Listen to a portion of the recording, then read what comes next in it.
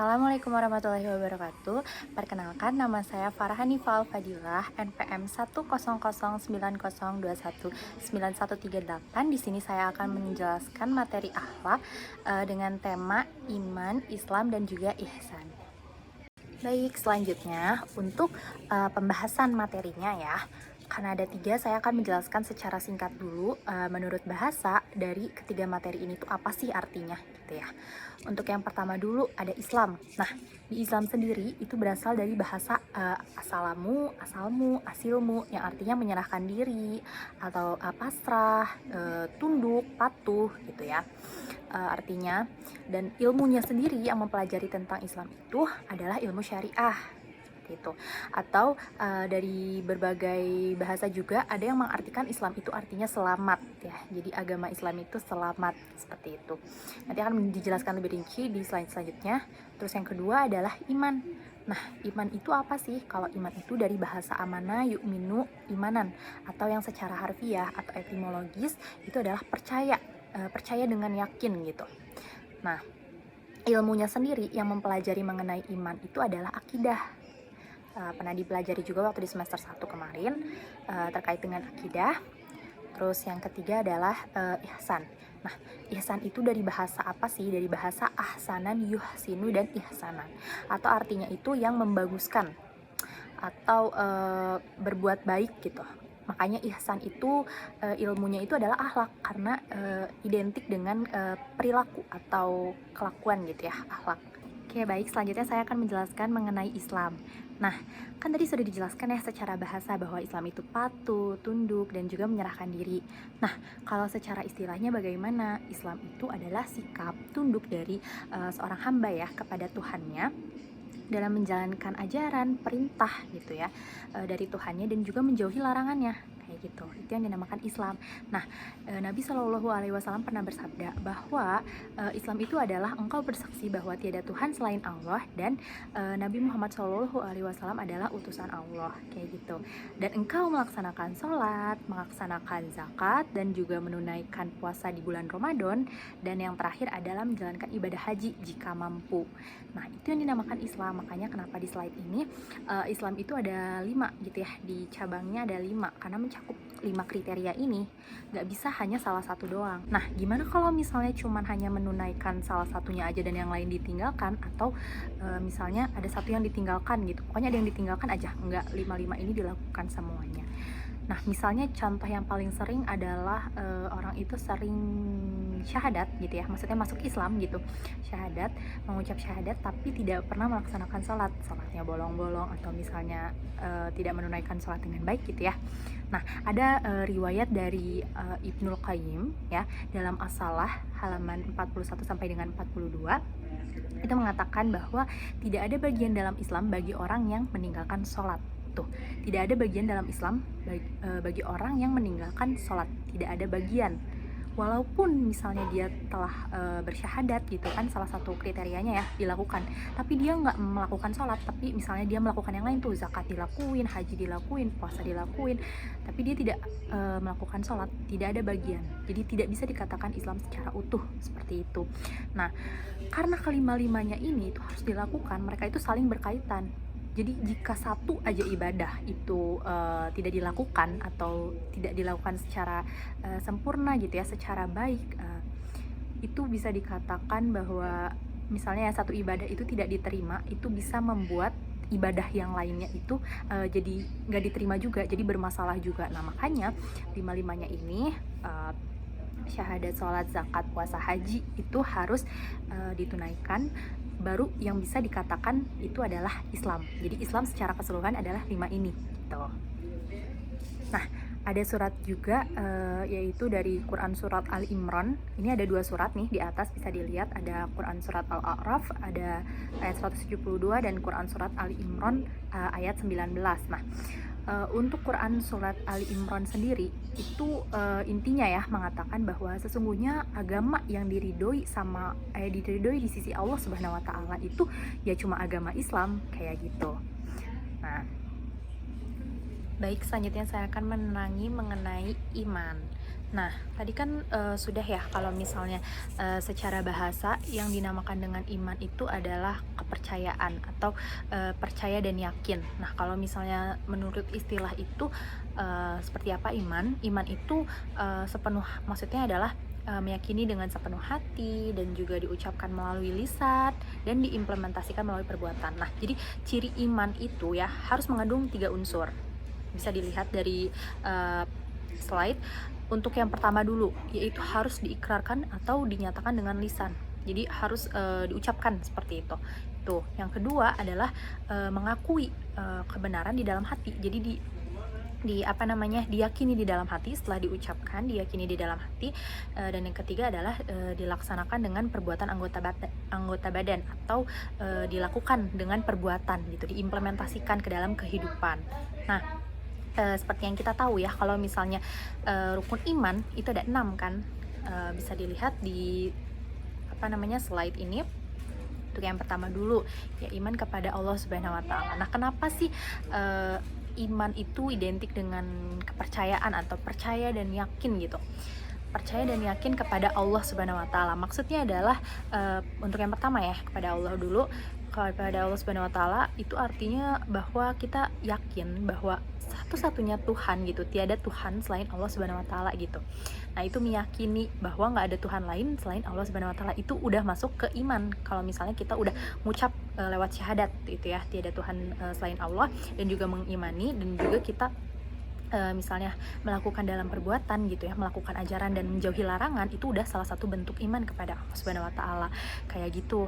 Nah, untuk yang kedua misalnya untuk kepada malaikat, kenapa sih harus percaya dan yakin sama malaikat? Kan gini ya, kalau misalnya sesuatu yang goib atau sesuatu yang tidak dapat terlihat oleh mata secara langsung gitu ya, itu terkadang sulit untuk dipercaya sama orang gitu. Nah, kalau misalnya punya keimanan gitu ya, punya akidah gitu ya, kayak tadi ilmunya akidah gitu ya, punya keimanan, kita pasti bakalan percaya dan kita yakin gitu. Misalnya nih ya, ada malaikat sehari-hari aja kayak Rocky sama Atit gitu yang catat amal baik dan amal buruk gitu. Kalau misalnya kita nggak punya keimanan, kalau misalnya kita nggak belajar akidah, kita nggak akan percaya bahwa akan ada yang mengawasi, maksudnya akan ada yang mencatat amal baik kita, akan ada yang mencatat amal buruk ya. Melakukan segala sesuatu terserah aja gitu, karena nggak punya keimanan. Tapi kalau misalnya punya keimanan, punya akidah gitu ya, belajar, kita akan berpikir bahwa ada malaikat nih di samping kita yang mencatat amal baik, amal buruk. Jadi segala sesuatu dilakukan itu dipikir dulu gitu. Nah, kalau misalnya kita percaya bahwa ada malaikat yang catat amal baik, amal buruk, kemungkinan mungkin kita nggak akan bermaksiat kayak gitu. Nah, itu iman kepada malaikat. Kita percaya bahwa malaikat tuh ada walaupun kita nggak bisa ngeliat kayak gitu. Nah, terus iman kepada kitab Allah, maksudnya adalah kitab Allah itu adalah Al-Quran di sini ya. Sebenarnya kan ada 4 ya, Taurat, Zabur, Injil, sama Al-Quran. Cuman untuk umat Islam itu yang harus diimani adalah Al-Quran yang dijadikan pedoman. Jadi maksudnya adalah setiap ayat dalam Al-Quran itu harus diimani, terus diyakini di dalam hati, dan kamu lakukan dalam perbuatan gitu. Kan di Al-Quran itu banyak aturan-aturan atau bagaimana cara menjalani kehidupan dan segala macam itu kan banyak diatur dalam Al-Quran. Nah, maksudnya adalah diucapkan, diyakini, dan juga diimplementasikan dalam kehidupan kayak gitu. Jadi dijadikan Al-Quran ini sebagai petunjuk gitu untuk berperilaku sehari-hari, diimani juga di dalam hati, seperti itu kalau untuk dalam kitab Allah ya. Terus untuk yang Rasul, maksudnya adalah kan percaya dan yakin kepada Rasul gitu ya, Rasul Allah. Zaman sebelum kita lahir kita belum pernah tahu, kita hanya tahu cerita tentang Rasul seperti apa dan segala macamnya, karena itu terjadi sebelum kita ada gitu. Kalau kita nggak punya keimanan, kalau kita nggak punya akidah gitu ya, kita nggak akan percaya tentang cerita-cerita Rasul, dan juga nggak akan mungkin untuk menjadikan Rasul itu sebagai figur. Kalau misalnya kita Nabi Muhammad ya, Rasulullah itu menjadikan sebagai figur untuk berperilaku sehari-hari kayak gitu. Kalau misalnya nggak percaya aja, gimana mau menjadikan seorang Rasulullah Nabi Muhammad ini sebagai figur untuk berperilaku sehari-hari kayak gitu ya. Baik, selanjutnya adalah iman kepada hari akhir. Maksudnya adalah mempercayai bahwa nanti itu akan ada datangnya hari kiamat ya. Kan banyak tuh ya orang yang mungkin tidak punya keimanan dan tidak punya agama, tidak mempercayai bahwa suatu saat nanti akan terjadi hari kiamat. Nah, kalau kita punya keimanan kita percaya bahwa suatu saat nanti akan terjadi hari kiamat gitu ya, akan ada hari di mana dunia ini hancur, terus nanti kita akan dibangkitkan lagi, dihisap dan segala macam. Kalau kita punya keimanan, akidah yang kuat, kita pasti percaya akan terjadi hal tersebut gitu. Baik, yang selanjutnya terakhir adalah qada dan qadar ya, iman kepada qada dan qadar. Maksudnya adalah beriman kepada takdir, bahwa kita percaya dan yakin bahwa takdir itu telah ditetapkan gitu oleh Allah Subhanahu wa taala. Nah, ada qada ada qadar. Apa bedanya? Nah, kalau misalnya qada itu takdir yang ibaratnya udah ditulis sejak zaman azali atau sejak seseorang di dalam kandungan. Jadi sudah tidak bisa diganggu gugat, tidak bisa diubah lagi gitu. Contohnya seperti apa? Kayak ajal atau kematian, itu kan nggak bisa dirubah lagi ya. Dari kita di dalam kandungan itu udah dituliskan berapa umur, sampai kapan hidup, kayak gitu. Jodoh, nah itu juga nggak bisa dirubah, kayak gitu. Jadi kematian, jodoh, terus jenis kelamin, kayak gitu. Penampilan fisik itu juga kodok gitu, nggak bisa dirubah. Nah, kalau misalnya qadar adalah takdir yang masih bisa diubah gitu ya, apabila seseorang itu berikhtiar atau dia itu melakukan suatu usaha gitu ya. Contohnya misalnya ditetapkan bahwa seseorang ini kehidupannya miskin, maksudnya kurang baik gitu ya. Contohnya jangan miskin, kayak berkekurangan gitu, tidak berkecukupan. Tapi karena kerja keras dan karena ikhtiar, dia pagi siang malam itu mencari mencari rezeki gitu ya, berusaha keras dan akhirnya gitu dia bisa kaya gitu, bisa mendapatkan rezeki yang bagus. Nah, kayak gitu, jadi bisa diubah dari keadaan yang tadinya dia kurang beruntung misalnya ya, kurang berkecukupan, menjadi seorang yang kaya. Nah, itu bisa dirubah kalau qadar. Nah, sama dengan orang yang sakit juga, orang yang punya penyakit yang parah misalnya, kalau misalnya dia berikhtiar, dia berusaha untuk sembuh dari penyakit dan mencari banyak pengobatan gitu ya, nah itu bisa merubah takdir tuh, seperti itu. Jadi kalau misalnya qada itu udah nggak bisa dirubah, kalau misalnya qadar itu masih bisa dirubah sesuai dengan ikhtiar dan juga doa gitu ya, dan usaha atau kerja keras, seperti itu. Baik, selanjutnya adalah ihsan ya. Tadi kan secara bahasa bahwa ihsan itu adalah perbuatan baik ya, atau berbuat baik. Nah, dalam suatu hadis gitu ya, Rasulullah SAW pernah berkata bahwa ihsan itu adalah engkau beribadah kepada Allah tuh seakan-akan engkau berhadapan langsung gitu dengannya. Tapi kalau misalnya engkau tidak melihat gitu ya, tidak melihatnya, maka yakinlah. Nah, yakin tadi salah satu bentuk dari akidah tadi ya. Yakinlah bahwa sesungguhnya tuh Allah itu maha melihat. Jadi Allah tuh tahu apa yang kamu kerjakan, kayak gitu. Maksudnya adalah perbuatan baik ini dilakukan seakan-akan kita tuh diawasi langsung gitu oleh Allah Subhanahu wa taala. Makanya kita harus selalu senantiasa berbuat yang baik gitu.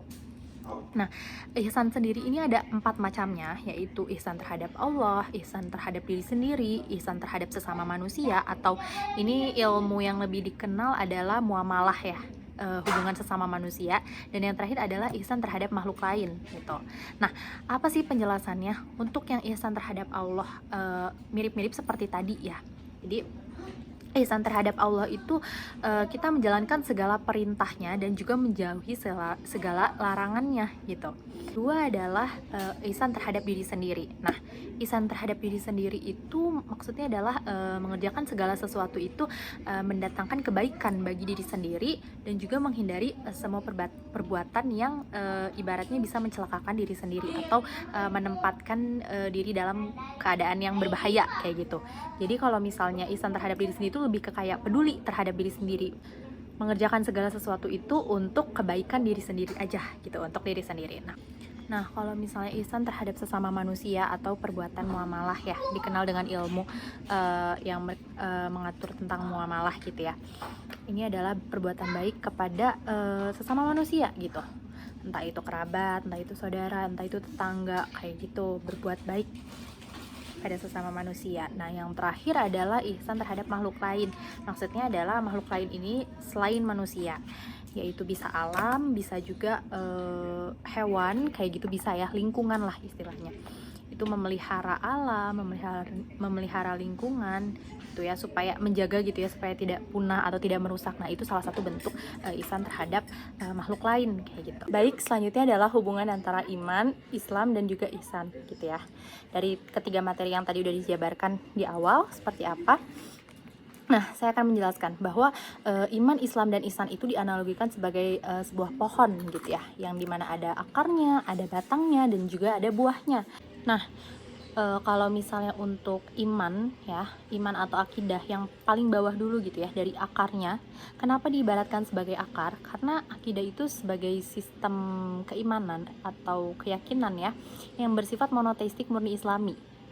Maka dari itu akidah itu sebagai fondasi atau hal utama atau elemen utama dalam pohon itu kan bisa berdiri itu karena ada akar kan, fondasinya. Nah, seperti itu. Makanya akidah atau keimanan ini tuh adalah hal yang paling utama. Dia adalah fondasinya yang mengokohkan agar suatu pohon itu dia dapat berdiri secara kokoh gitu ya.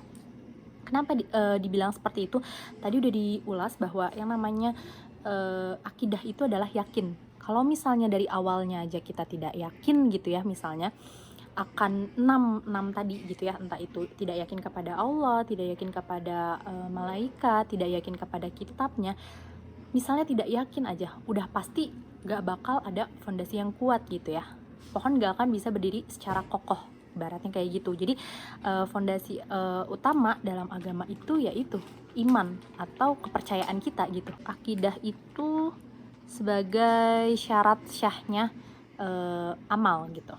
Segala amal itu bakal diterima jika akidahnya atau keimanannya itu baik kayak gitu. Selanjutnya adalah ke bagian batang ya.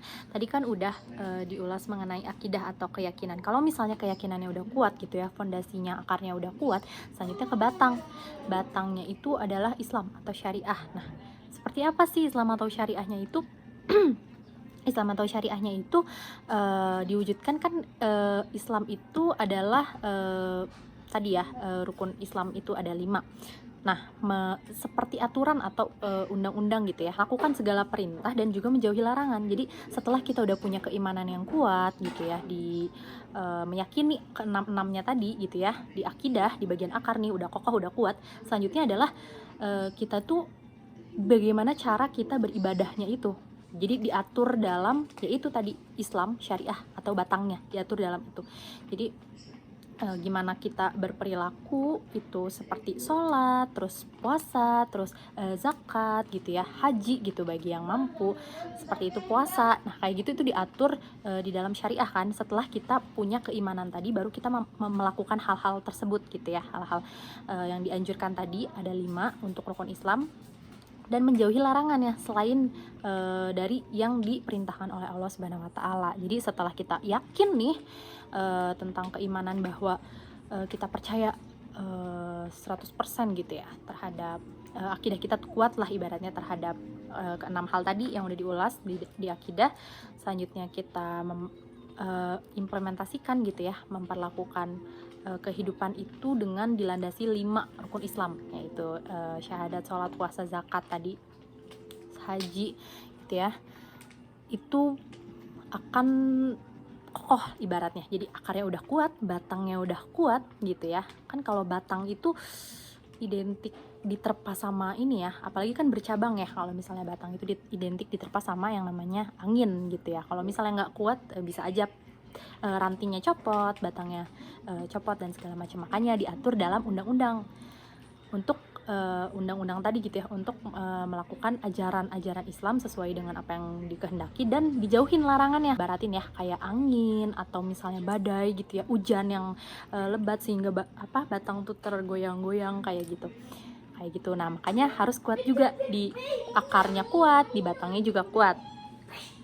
Selanjutnya adalah ihsan. Nah, ihsan sendiri itu apa sih? Akar dulu, akar kuat, batang kuat gitu ya, udah kokoh tuh, udah berdiri. Otomatis kan berarti itu pohonnya udah pohon yang bagus gitu ya. Otomatis kalau misalnya pohon bagus, dia akan menghasilkan buah gitu kan. Nah, buah ini adalah ihsan. Nah, kenapa ihsan dianalogikan sebagai buah ya, akhlak gitu ya dianalogikan sebagai buah? Karena gini, tadi kita udah yakin nih ya terhadap 6 hal rukun iman. Udah diyakini 100% bahwa kita benar-benar hakul yakin gitu ya, udah yakin. Terus kita melakukan implementasi syariah nih ya, implementasi ajaran-ajaran Islam gitu ya. Analoginya batang gitu ya, kita melakukan dan kita menjauhkan yang dilarang oleh Allah gitu ya. Kita udah lurus tuh ya, udah melakukan segala perintahnya dan ajaran-ajarannya, akan berbuah manis ya. Itu buahnya adalah akhlak. Jadi kalau misalnya kita udah kuat di akidah dan di syariahnya, pasti nih ya, pasti akhlaknya adalah baik gitu, akan menghasilkan seseorang yang berperilaku baik. Makanya ini tuh saling berkaitan. Jadi kalau misalnya di salah satu aja ya, di batang atau misalnya di akarnya nggak kuat aja, itu pasti akan menghasilkan buahnya juga yang nggak baik, atau akhlak atau perilaku seseorangnya itu nggak akan sebaik itu gitu. Tapi kalau misalnya dari akarnya udah kokoh, batangnya udah kokoh, terus pasti itu buahnya kan yang dihasilkan bagus. Nah, itu hasil dari akidah syariah tadi, akan menghasilkan sebuah akhlak atau perilaku seseorang. Itu adalah wujudnya adalah buah gitu ya, maka wujudnya akan baik seperti itu. Nah, dari gambar juga bisa dilihat akhlak syariah dan akidah itu ditarikan, dipanah dibagi menjadi dua, yaitu ada ibadah dan ada muamalah ya. Nah, apa bedanya ibadah sama muamalah? Tapi ketiga ini tuh adalah perwujudan dari ibadah dan muamalah ibaratnya. Jadi akhlak syariah dan akidah itu adalah perwujudan dari ibadah dan juga muamalah. Bedanya gini, kan kalau misalnya ibadah itu kita melakukan ibadah untuk Allah gitu ya, Allah Subhanahu wa taala. Hanya berfokus kepada Allah Subhanahu wa taala gitu ya, kita beribadah tuh. Entah itu salat, entah itu puasa, entah itu zakat, itu kan semata-mata tujuannya untuk dapat pahala atau menjalankan ajaran yang telah diperintahkan. Nah, untuk muamalah itu adalah hubungan antara sesama manusia. Jadi kalau misalnya ibadah kepada Allah, muamalah ini kepada sesama manusia. Jadi perwujudan dari akidah, akhlak dan syariah ini akan menghasilkan ibadah dan juga muamalah. Maksudnya ibadahnya baik kepada Allah Subhanahu wa taala, dia melakukan segala ajaran yang diperintahkan dan menjauhi larangan. Dan juga muamalah adalah bagaimana dia bersosialisasi, bagaimana dia berinteraksi dengan sesama manusia. Bagaimana dia berinteraksi sesama manusia itu akan terlihat. Jadi kalau misalnya orang yang dia akhlaknya baik, itu biasanya perwujudan dari syariah dan akidahnya juga baik. Makanya dia misalnya memperlakukan orang lain dengan baik. Muamalah ini di gambar itu dibagi menjadi 6 ya. Ada sosial, ekonomi, budaya, politik, pendidikan dan lain-lain ya. Baik, selanjutnya adalah kesimpulan ya dari semua materi yang telah saya paparkan, bahwa iman, Islam dan ihsan itu ketiganya saling berkaitan gitu ya. Iman akan mempengaruhi Islam, Islam akan mempengaruhi akhlak. Nah, jadi ketiganya itu saling berkaitan, tidak bisa dipisah-pisahkan. Kalau salah satu tidak dijalankan dengan baik, kesananya juga tidak akan baik gitu. Kalau tadi saya ibaratkan sebagai pohon, ini ada diibaratkan juga sebagai bangunan. Kalau misalnya tadi masih agak bingung, kalau misalnya bangunan ini ibaratnya kalau kita bangun rumah nih ya, ada pondasi kan, pilar-pilar itu jadi pondasi sebelum kita membangun rumah. Terus ada atap, terus nanti ada mungkin ornamen-ornamen atau hiasan-hiasan seperti cat dan segala macam untuk mempercantik. Nah, kita analogikan seperti itu. Kalau misalnya tadi akidah atau keyakinan gitu ya, keyakinan yang kita pegang itu sebagai pondasinya. Kalau misalnya keyakinan kita udah kuat aja untuk rukun iman, untuk 6 rukun iman itu ya, keyakinannya udah kuat, pondasinya akan kokoh gitu ya. Itu rumah akan berdiri dengan tegak gitu ya, akan berdiri secara kokoh. Nah, kalau misalnya udah diwujudkan dalam keimanan yang baik, terus diwujudkan lagi dalam Islam yang baik atau syariahnya baik gitu ya, dalam menjalankan ajaran Allah dia baik gitu, menjauhi larangannya juga. Nah, itu bagaikan atap gitu, melindungi si rumah tadi gitu ya, sebagai pelindung dari rumah tadi gitu. mau dia diterpa hujan, badai, misalnya panas dan segala macam, dia atap tuh bakalan melindungi gitu ya, sama kayak fondasi tadi mengokohkan, dan atap itu dia melindungi kayak gitu. Nah, kalau misalnya ihsannya itu apa? Wujud dari rumah yang udah kokoh, udah terlindungi gitu ya oleh atapnya, itu adalah contohnya adalah hiasan-hiasan, atau misalnya kalau di rumah itu kayak misalnya cat dinding, terus misalnya aksesoris-aksesoris lain gitulah untuk mempercantik rumah, entah itu ditambah dekorasi-dekorasi apa. Nah, itu adalah bentuk ihsan. Jadi ihsan itu hasil dari tadi fondasi yang kokoh dan juga syariah yang kuat ya. Itu adalah ihsan. Karena hidup di dunia ini semata-mata hanya untuk menuju keridhaan Allah Subhanahu wa taala kan. Nah, dengan cara implementasi kepada iman, Islam dan ihsan itu dalam kehidupan gitu ya, insya Allah pasti Allah akan meridhoi kita. Seperti itu materi yang dapat saya paparkan mengenai iman, Islam dan juga ihsan. Apabila ada hal yang masih salah gitu ya, atau ada hal yang masih kurang mengganjal, saya mohon maaf sekali, karena saya juga bukan ahlinya dalam menerangkan. Saya juga masih banyak belajar, setidaknya membagi sedikit ilmu yang memang saya tahu, dan terima kasih gitu atas perhatiannya.